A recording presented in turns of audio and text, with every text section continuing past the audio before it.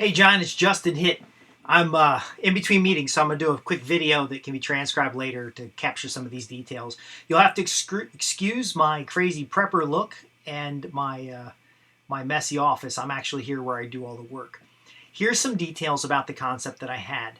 CrowdStrike actually just did a special report just a few days ago on similar topics, and they talked specifically about the global intelligence problem where we have foreign governments involved in information collecting. And of course, you saw that in the news and with Russia, and you saw it in the news with China in the possible influence on the elections. Well, I did mention the Zoom background, that Zoom is actually in a little bit of controversy, and there's two sides to that.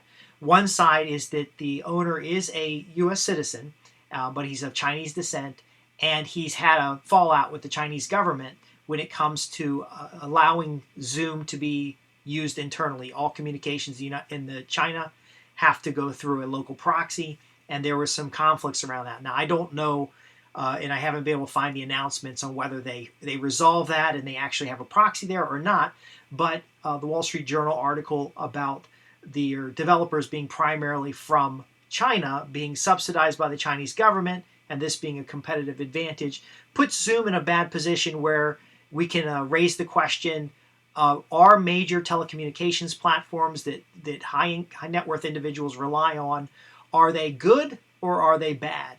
Do they have a risk profile of foreign governments wanting to bring them down, or a risk profile of foreign governments actually owning them? And there's a little bit of mirror there with the mobile phone devices and the whole Android and China problem. Now, I mention these things not to sound, like we don't want to raise something that is a conspiracy, but in the course of marketing, if we bullet point those key things that we know through the FBI reports that are publicly available, through CERT vulnerabilities and Qualys, that's enough to make a high net worth individual a little bit concerned. Now, I included a link to a recent podcast I just did to kind of demonstrate how it would be kind of pitched to the customer. But the campaign itself would be a direct mail campaign with a physically printed report. Now, the report is a type of authority report that positions your company as in the know as far as how to address these issues. So it does a problem, pain, solution, action. The problem is, what if there are foreign governments, criminal organizations, and bad actors trying to get to your wealth, trying to get to your assets, to your intellectual property? What if the software and devices that we're using are not as secure as we believe them to be? And ultimately, what if employees interact with these devices in the wrong way that compromises our organization? And here's the key that a lot of these reports are not covering, compromise the regulatory requirements that we face in the marketplace. See, it sounds crazy to talk about foreign governments trying to hack your computer stuff, but it's really a pain point in a lot of the people that I interact with that really, if you screw up on an SEC filing, you could face millions of dollars in fines. If you screw up in some account details or something like that, you could face $1 billion in fines. Now, the way this type of report does is it describes a problem, and it describes actual well-documented situations where this problem occurred. Then we go through the pains. There's all the risk categories. They can lose reputation in the marketplace. They can lose a bunch of their financially. They can put their family at physical risk. We could borrow a little bit from executive protection. You can borrow a little bit from counterintelligence reports. There's some great travel bulletins and warnings that really, if you're an executive and you're traveling overseas, when this all goes back to normal, folks need to be aware that your cell phones entering into some countries are actually scanned down, and that all of your Wi-Fi. So you probably already know this stuff, but your SSIDs on your phone, as well as your Wi-Fi connections, or the connections that your phone attempts to make, are often tracked in the mobile devices or tracked in the Wi-Fi locations. I don't think people have a real good understanding of that. I think if you're a senior level executive, taking your personal phone into a foreign location to negotiate, I don't think people understand that your ID is traced, and there's public sites that people can get that information and find out where you're traveling or when you're what you're traveling. And the simple solution is a burner phone. So it's not, not carrying the 10,000 contacts from your business and all your applications and your details with you every time. Just carry what you need. Now, the solutions, we would describe the different types of solutions that are in the marketplace, but also the solutions that they've probably tried and failed at in the past, that they've attempted to do, it just didn't work out. Now, the Counter-Strike threat report that they just put out is just scary. We don't want it to be scary. We want to reach a high net worth individual at their home. We want to reach financial people in charge of financial businesses. We want to go for mid-tier. We don't want to necessarily go for like Fortune 100s, Fortune 1000s, because the mid-tier folks have little or no support. That's one of the reasons the Y2K stuff I did was so successful as a computer consultant. I actually bought a kit from somebody who I put in a disk, it scanned the computer, it did an inventory against a database, and it told me which software packages were having problems. We would set up something like that. Your assessment, which is the ultimate action and solution, would go through the checkpoints that were described in the report, and it would go through and give some kind of recon, some kind of assessment report that would set up the specific types of services that you provide for that particular customer.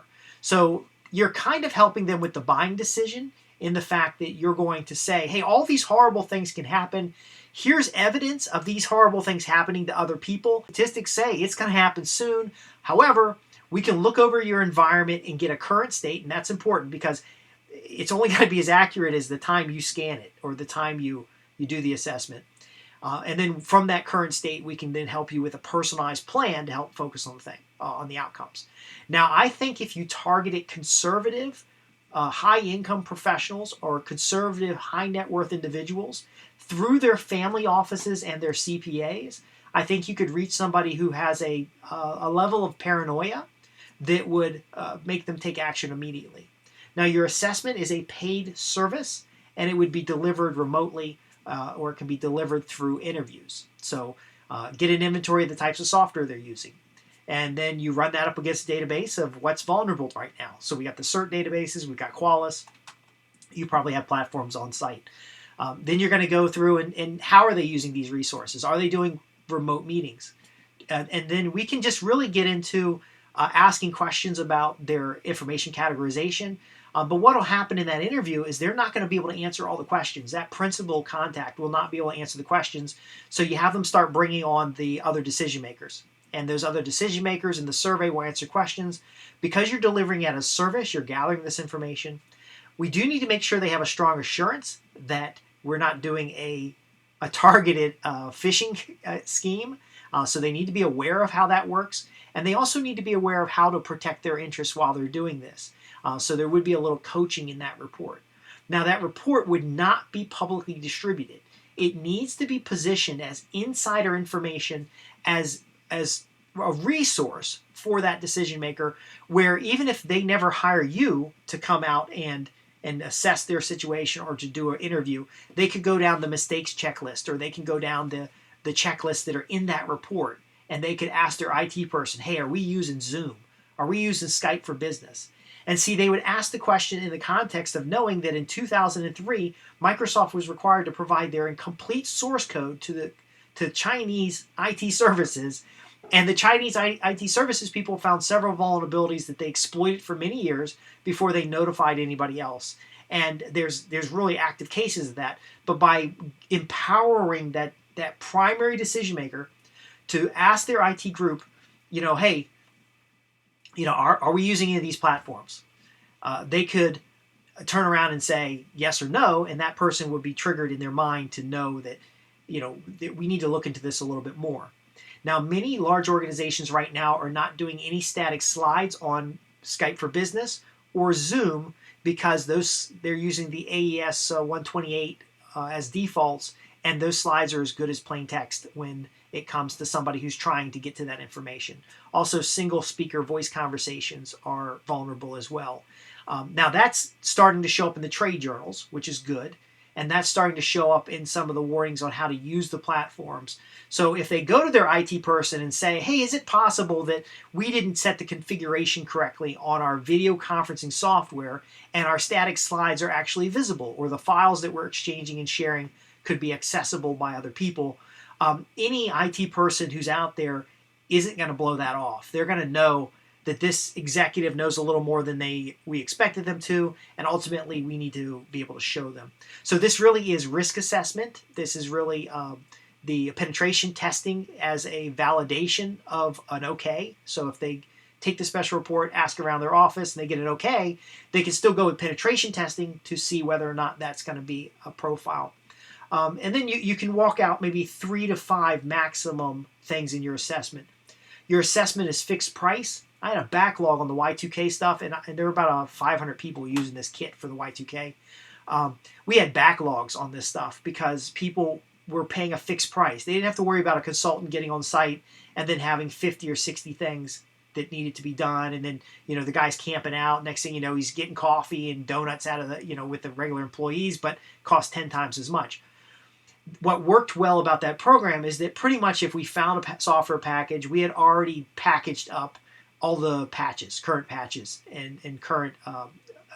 We had methodology to address the problems. In the case of the telecommunications issue, you can have simple, procedurals or simple checklists in order for them to go in and kind of secure that up without services. So we want to have them feel comfortable that after they get the report, if they get the assessment package, that they're going to have a fixed amount of service, fixed rate, and it's a comfort level. It's a, hey, I think we got a problem. You guys are going to see if we have a problem. You do need to disclose it. It's point in time, because you could go through there and scan it, and then the next day somebody throws a patch on that's the wrong patch or hasn't been vetted. But ultimately, you have to. That's an education thing. So you're positioning yourself as an authority with the special report. You're also vetting. You're giving them some authority. You're giving them some ways of vetting their environment before they bring in the big dogs to come look at it. Because, of course, you know how it is with IT folks. You bring in this outside firm, and they're going to say in the back of their head, hey, look, even CrowdStrike couldn't protect an email server from the Russians. So there is that, we're fighting state governments, we're fighting federal government. There is a little bit of paranoia in there, but you have to give confidence that we're elevating the skill and knowledge of the individual so at least they can make a good decision. Now, the reason we're sending that to them, so basically we would send letters, a series of letters that introduce the concepts. The executive would raise their hand. Now, we can send them to their home addresses. It's not hard to get the home addresses of senior level executives. I can help you with the list management. But we're sending them to the home address. We're sending them to them individually. So right now, if they get a letter from you, you have bypassed all of their gatekeepers. And so it's in their head that, wait a second, this guy found me. What if some criminal wanted to find me? What if somebody wants to steal my identity? Look how easy it is. And that does take a little bit of research to get that list together, but we'd only target about 100 people to pilot it. You'd only target about 100.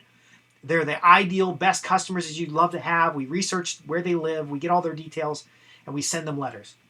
From the letters, if they raise their hand, the special report plus a DVD will go to them by FedEx to their home. They don't have to pay anything. They just raise their hand and say, hey, look, I'm interested in more information. I really want to know that the tools that I'm using are working for me rather than me working for the tools. And that particular phrase there is about what's happening in the social media world right now, is where people are realizing that their Google searches, their search behavior online, and that their web use is actually monetized financially, so they're the product. Now, we don't have to go into the documentary of the creepy line or any of that kind of stuff. We can just touch on that concept because we want to keep it business-oriented, but on the edge of fear, paranoia. Because that's the only way they're going to take action. If they read it and they're like, oh, that's great information, it's not going to do anything. Physically sending the package to their house, a special report in paper, and in telling them, look, you can take a break away from the computer, sit somewhere in your house, get some quiet time, because all these distractions out there are drawing you in different directions, and that's part of what's making it so easy for people to steal your identity, to borrow your intellectual property, to get a head start in the marketplace by understanding of your strategic objectives, by bribing and even convincing your employees to make mistakes, either through trickery or actual financial incentives. They have to know that, look, this is time to stop. This is time to focus. This is time to, we are the authority coming to you to help you get this under control. Now, of course, you're going to have some case studies in there if you've got any relevant case studies, because they have to trust that you're not going to screw them over. Now, I've worked with federal government contractors. I've had security clearances. I've had public trust. You're always going to make more money making sure that customer is taken care of and protected. And as long as you are able to show them clearly that they are now more secure rather than just security theater like a lot of consultants do, they will appreciate that, and they'll be loyal customers. Now, the assessment is paid, and the assessment is paid because it is a service. And whether you have software scripts to make that go faster or tools that you already use, that's fine. We actually added to our Y2K. I had this fluke meter that we would meter their network to see if they had collisions and other stuff. But think about it like this. It's that free home inspection, or it's that home inspection before you buy a home to make sure the home doesn't have hidden problems. It's the 21-point car diagnostic. But by delivering at home to their home address, we are now outside of the radar of anybody in the marketplace. I have on my screen over here the CrowdStrike report. There's no call to action. There's no personal conversation. It's a company. I think being a small organization like yourself, you can reach out to them as a one-to-one. You can talk about military experience. You can talk about your past customers' experience to the point where it's relevant to that executive decision maker. Now, you may have to write other reports later for procurement professionals. You could include some video, because I would like you to have a DVD inside where they can see the different things, demonstrations, little tiny tidbits that they can share with different types of people in the office. But again, it's the reason the Russians use typewriters and pencils. You want to go in there under the radar. That we're telling them that you could be monitored. We're telling them that you could be followed in every sense of the day. That they're vulnerable. And then if we contact them through a Zoom meeting, then you have no credibility. The physical documents can be produced very cheaply, and they don't have to be very fancy. More of a white paper, more of a manuscript, not a fancy bunch of graphic stuff. And it's just, hey, it's a personal conversation from me to you. Look, I want to make sure you're taken care of. You got to have a good reason why. Why do we target this particular customer base? Why are we connecting with you? You could even add a prospect newsletter that won't cost very much, but it's gonna click in their head. I'm getting this at my personal residence. I'm getting this without any filters. My CPA, my lawyer, my family office is giving this to me. Something's up here, and I need to pay attention. Now, I know this kind of campaign works because it works very well for high-end bunkers, which right now are populated in some places. It works very well for the sovereign citizen and the worlds where you're buying, like executive extraction, for example. However, we don't want to go that far unless you've screened somebody, because you don't want to scare them. You don't want to really...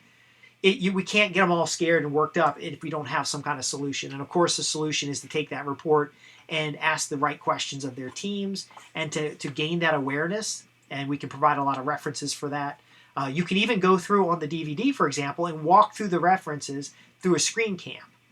So you can do a screen cam and you can say, hey, look, right here is where the FBI is warning not to use this particular product because they're concerned about X, Y, and Z. Well, if you didn't know about that and this is the first time you're finding it out, that means your environment's vulnerable. And here's what you do. And you don't go the technical, of course. You go into the next steps, which is mainly raise their hand and hire you guys to do a paid assessment. Now, we also need to help them understand what the buying cycle will look like, which I can help you with that. And ultimately, what you're going to deliver, which I cannot deliver, especially if you're working for financial services firms. I cannot go work for a financial services firm because I work for a Fortune 100 financial services firm. But what you're going to have is some kind of assessment package that does threat analytics, some kind of software audit, some kind of security audit, and then talks about topics like seeding of data, like are your customer lists seeded so that if your customer lists were compromised, you would know. And that's something that's done in the list management world. It's a very common thing. But it turns out a lot of decision makers don't know about that stuff. And then also set up that counter intel. And so we have in their mind that if you're being listened to, which is entirely possible, I'm surprised WeWorks and some of these shared office environments haven't had a case yet where an environment's been bugged or there's been somebody observing web traffic through a local proxy. We have to help them understand that that intelligence level, that if I'm going to make strategic decisions, I'm going to have an agenda for the meeting, and then we're going to hold the meeting, and then I'm going to have official minutes so nobody ever comes back and says we said something we didn't. Because we do see constantly with Trump and other politicians how they're using video. And I don't know if you need to go into deep fakes or anything like that, because the mid-level audience might not care about a deep fake, but they certainly would care about a sexual harassment charge, about them being in a room with a secretary or someone of the opposite sex or even the same sex who might come up with some kind of case. Now, if your business doesn't do that kind of stuff, that's the kind of sidebar stuff where you might partner with another company. Because what I really think the opportunity is here is that once you have a basic package put together, and once you have a flow of leads coming in, is then to license the intellectual property of the kit to other mid-level MSSPs so that you can have a partner network. Because this type of thing, after you do 100 people, if you can get 100 home addresses of senior level executives, high net worth individuals, family offices, then you could get a list of 100 CPAs that serve those people, a list of 100 family offices that serve those people, a list of private holding companies or investment trusts, and this could expand very quickly, but you won't have the staff to take care of it. There is an exclusivity level to this. We're contacting you individually, privately, where nobody else can see, because we want to make sure that you're taken care of. And we can't do this for everybody. And here's how we got your name. And here's why we're looking to help you. Here's where we're a good match. That would have to be built in slightly separate of the package, because anybody who buys the license, which is the protocol for checking on these specific vulnerabilities or these specific soft vulnerabilities, that you would have to teach them how to build their own part. Now that's where I come in. I would teach them how to build their own part. I would teach them the business development side. I would help with the back office elements of creating those reports, digging the lists, farming the lists, whatever. You can license them lists or whatever. Or we could actually handle all the packaging here. I've got a partner here that has a print shop, so we could actually send all the mailings to ensure the privacy of our potential subscribers, because we will be mining their home addresses and private mailboxes and other things, and it's not that hard to do. You can actually do it through their mailing list subscription. So if they are a subscriber to the Wall Street Journal, a high net worth individual, and they live in a certain town, you're more likely to get their home address. It's just the way it kind of works out. But the bottom line is by packaging this all up and keeping it under the radar, we can test that list of 100. We can get 4 to 5 letters out to people, maybe a small informational newsletter. We would be positioning you and your partners as the experts. And then there would be a certain level of quality control, because you can't reveal to somebody that they can be monitored and that their information's at risk, and then that there are people listening in on their computers, and then actually use all the same technology and all the same gaps. So if we get the coronavirus behind, it does open the door up to private meetings. And then if you're not aware, many of these family offices have informational sections or informational sessions for their members, and they do talk about security. They talk about executive risk. They talk about travel planning. They talk about secure procurement and supply chain risk. You could then market into those channels should you have a favorable result. To summarize, the key thing is that you're approaching them in an unusual way. You're positioning yourself as an authority in the marketplace who can solve specific problems. You're educating the buyer on how to make a buying decision and how to check for themselves whether any of this stuff is true. You're also tickling the things they're already thinking about in the sense of private security, monitoring, and other things. I know for a fact that if you say something on the Chinese social media that the Chinese government doesn't like, it only takes about 5 minutes for them to shut it down. We can use examples from Taiwan. There's a lot of Taiwan people who can give you specific examples of Hong Kong. But I don't think we need to be political unless we can find a specific, maybe we get the list of American Spectator and we have high net worth individuals, and we know they're conservative, because some of these topics, they do engender fear, and we don't necessarily want them fearing and scared that they don't take action. We want them to, of course, raise their hand for an assessment, to invest in an assessment. The confidential assessment would be provided to them, providing of a specific checklist of where to approach the challenge. And then we want to be in on the project management side so they can use their own resources to solve the problem, which helps you with scalability, as well as the specific expertise that you've positioned in the report, which you would deliver. Now, I know I covered a lot here, but it is a simple direct response marketing campaign, and we test it by the small list to see if anybody's even interested. And we start with an assessment that uses core skills that you can already deliver really well. The political parts are already out in the marketplace, so this threat watch calls out China. I don't know that we need to call out China, but in the threat, but we can call it out in the examples because that is a top of mind topic. But this is also talking about Al Qaeda and other areas, Russia and Ukraine. A lot of Ukraine developers are actually under suspicion of being part of Russia, as one of the hacker groups was found in the Ukraine. So it doesn't mean it's true, doesn't mean it's not true. What does it mean to the business owner or the high net worth individual? Well, if you take these certain steps, you can protect your interest and you can secure your long-term well-being. I did try to throw a little bit in here of the language we would use. It's not about scaring them. A lot of these other global threat reports I've seen, there's a number of newsletters as well that we can partner with. They're all talking about, like, pack your stuff up and go to Panama. That's not really the best interest. But ultimately, we will have to present a case that they're in danger and that you're the authorities to help them. And that's why you've reached out to them personally to get them these insights. Now, there's not going to be a lot of room to take everybody, and you've specifically chosen them, not picked them out on a list or targeted them. You've chosen them to be a part of this means of securing their best interests and getting some things right in the marketplace.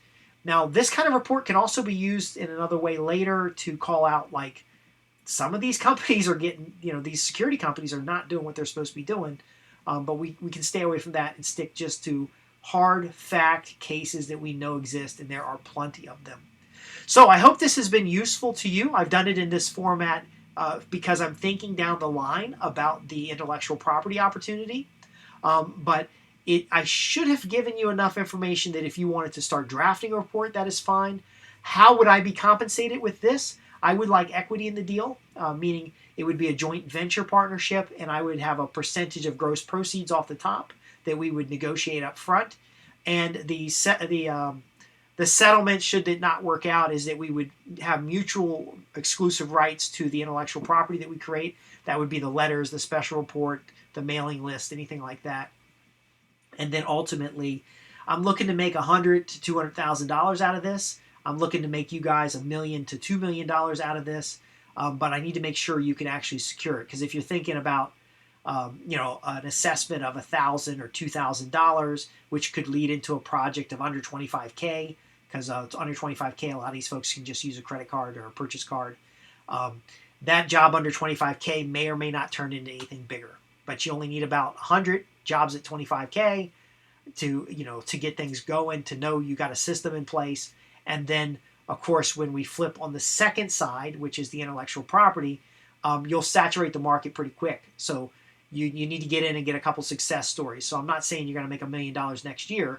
I'm just saying I'm targeting you guys to make $1 million, $2 million on the deal. I'd like to see a percentage of that. So if I could bring to you $1 in new revenue that you wouldn't have gotten otherwise, I'd like to get 25 cents of that, 10 cents of that. And I can bring to the table the marketing side, the management of the campaigns, and the other things associated with that. If you have any questions, you can contact me at my website, www.insidestrategicrelations.com. And my meeting's up in 15 minutes. Thanks for watching. This urgent message for a joint venture opportunity to market intellectual and executive protection or awareness to prevent IT security issues. Thank you.